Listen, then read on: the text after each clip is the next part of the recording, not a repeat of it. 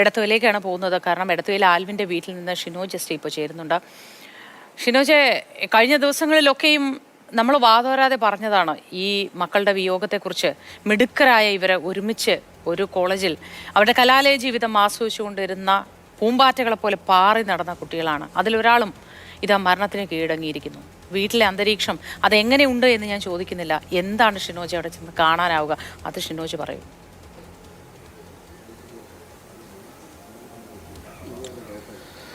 മോത്തി, ഈ അപകടം ഇറങ്ങി പിറ്റേന്ന് രാവിലെ ആലപ്പുഴ വണ്ടാനം മെഡിക്കൽ കോളേജിൻ്റെ കാഷ്വാലിറ്റി ബ്ലോക്കിൽ ട്രോമ ICUവിന് മുന്നിലെത്തുന്ന ഞാൻ കാണുന്ന കാഴ്ച എന്ന് പറയുന്നത് ഈ ICUവിൻ്റെ മുന്നിൽ കരഞ്ഞ കണ്ണുകളായി നിൽക്കുന്ന ആൽവിൻ ജോർജിൻ്റെ അമ്മയായിരുന്നു. അപ്പോൾ അവരെ എന്ത് പറഞ്ഞ് സമാധാനിപ്പിക്കണമെന്ന് എനിക്ക് അന്ന് തന്നെ അറിയില്ലായിരുന്നു.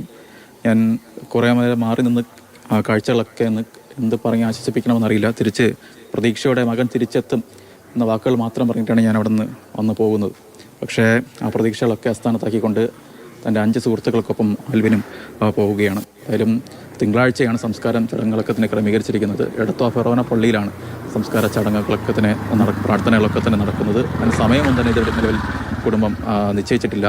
അപ്പോൾ ഈ കാണുന്ന ആൽവിൻ്റെ വീട് ഇവിടെ ഇപ്പോൾ അച്ഛനും അമ്മയും ഒക്കെ ഉണ്ട്. അല്പസമയത്തിനുള്ളിൽ ഒരു 8 മണിയോടുകൂടി ആൽവിൻ്റെ അമ്മ അതുപോലെ അച്ഛനൊക്കെ ആലപ്പുഴ വണ്ടാനം മെഡിക്കൽ കോളേജിലേക്ക് പോകും. അവിടെ 8 മണിക്ക് പോസ്റ്റ്മോർട്ടം നടപടികളൊക്കെ തന്നെ തുടങ്ങും.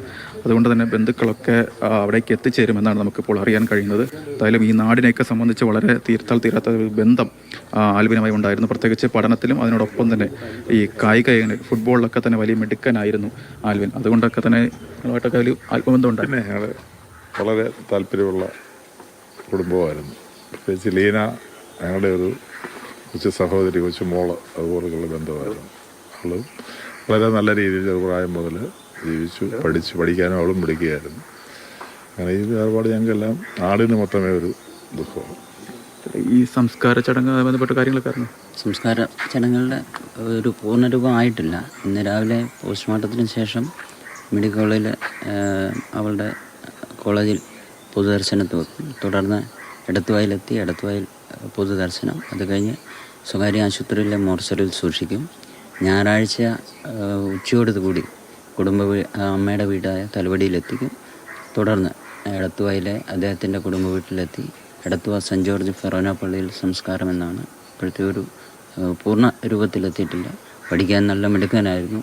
എല്ലാ രീതിയിലും ഫുട്ബോൾ കളി അദ്ദേഹം ഏറ്റവും കൂടുതൽ സ്നേഹിച്ചിരുന്നു. നമ്മളിവിടെ തുടങ്ങിയ സ്കൂളെന്ന് പറഞ്ഞ ഗ്രൗണ്ടിൽ അദ്ദേഹം ഒട്ടനവധി വിദ്യാർത്ഥികളോടൊപ്പം ഫുട്ബോളിൽ ഭയങ്കരമായ കഴിവുണ്ടായിരുന്ന ഒരു വിദ്യാർത്ഥിയായിരുന്നു. അതുപോലെ തന്നെ പഠന മികവും നല്ല രീതിയിലായിരുന്നു.